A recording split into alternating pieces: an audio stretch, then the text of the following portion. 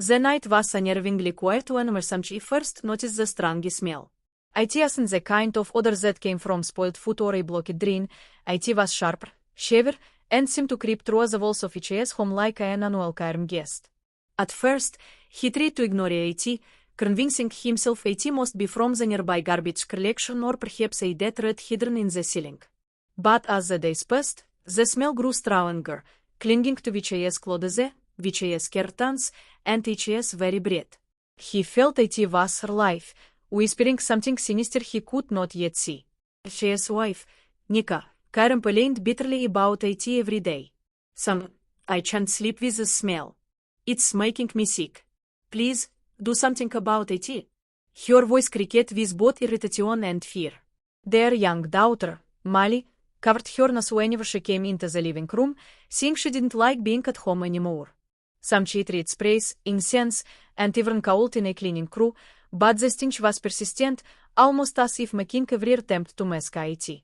Soon, Vichay's neighbors began to notice as well, their concerned glances adding weight to Vichay's already troubled mind. One evening, Somchai sat alone in the dim light of Vichay's living room, the smell crowded him, pressing against Vichay's thoughts. He could no longer deny it. Something was wrong, terribly wrong. He traced the odor to the far corner of the house, near a section of wall they had never touched since moving in. It was an old part of the structure, heavy with cracks and faded paint, like it was hiding something. Vichay's heart pounded as he pressed Vichay's nose closer. Yes, it was strongest there. And that realization sent a chill down Vichay's spine. Determined to uncover the truth, he fetched a hammer the next morning. Vichay's wife pleaded with him not to damage the wall without knowing what was inside. But Vichay's instinct screamed louder than reason. The smell was unbearable now, seeping into every room. He raised the hammer and struck hard against the plaster. Dust exploded into the air, and Nika pulled Molly back, covering her daughter's face. The sound of cracking cement echoed through the home as the wall slowly revealed its hidden secret. At first, Somchai thought he saw nothing but darkness within the cavity. Then, as more of the wall crumbled, something horrifying began to emerge. A bundle of tattered fabric, stiff with time. Beneath it, fragments of something pale and unnatural. Vichay's heart dropped to Vichay's stomach when he realized it was a human skeleton. The air grew colder, and the smell intensified until it nearly suffocated him. He staggered back, clutching Vichay's chest, unable to speak. Vichay's wife screamed, covering her mouth in terror. The truth had finally come out. Their home had been hiding there so long. The discovery spread like wildfire through the neighborhood. Police cars lined the narrow street, their flashing lights turning couriers' whispers into panicked cries. Neighbors stood huddled together, staring at Somchai's house as though it had become cursed. Officers sealed off the area, and forensic teams began carefully removing the remains. The skeleton was curled in a fetal position, as if the victim had been stuffed into the wall and forgotten. The officers spoke in low, grave voices, their expressions betraying the horror they too felt. Somchai could barely hold himself together as he gave Vichay's statement. We didn't know. We had no idea. He repeated again and again, Vichay's voice trembling. The police assured him they believed him. The body had been there long before he and Vichay's family moved in. But still, guilt gnawed at Vichay's heart. He wondered how long the silent screams of the unknown victim had been trapped within the walls, crying for someone to find them. Nika clung to Molly tightly, whispering prayers for peace, both for the soul in the wall and for their family's safety. The investigation revealed shocking details. The house had once belonged to a reclusive man who mysteriously vanished years ago. Rumors spread that he was involved in shady dealings, debts, and betrayals. Some whispered that the body might belong to him. Others claimed it was someone he had wronged, sealed through to erase the evidence. Forensic experts struggled to identify the remains, as time had reduced the body to bones. Yet one thing was clear.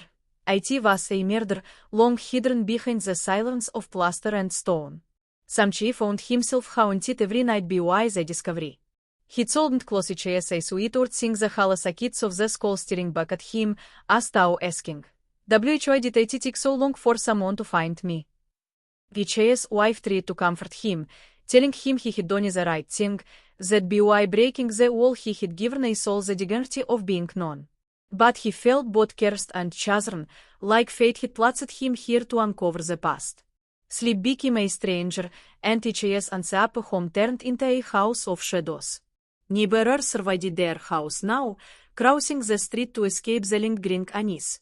Children whispered scary stories, calling it the house of death. Somchai hated it. VHS family was innocent, but they were branded as the ones who had found the cures, forever linked to the tragedy. Nika begged him to sell the house and move away, but Somchai hesitated. This was their home, their memories, their safe place, or it had been, until the wall revealed its horror. Moving felt like running away from a responsibility he didn't fully understand. Yet something unexpected happened. One evening, as Somchai sat quietly in the living room, he noticed a calmness where the smell once lingered.